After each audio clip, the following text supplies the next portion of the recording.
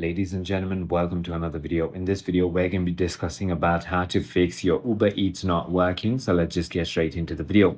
The first thing you want to try to do is simply go ahead and force close your Uber Eats application and try to relaunch it, and that should go ahead and fix your problem. However, if it's still not working, then you might want to simply go ahead and if it's still not working, you might want to simply go ahead and check your internet connection, try to toggle between your Wi-Fi and your cellular data. If that is not the case, make sure that VPN is always turned off and try to turn on and off your airplane mode just to give it that quick little refresh. If that still doesn't work, you might need to update your application, open your App Store or Play Store and simply go ahead and search for the Uber Eats application and tap on it. Once you've done that, there's going to be an update button if there are any updates available.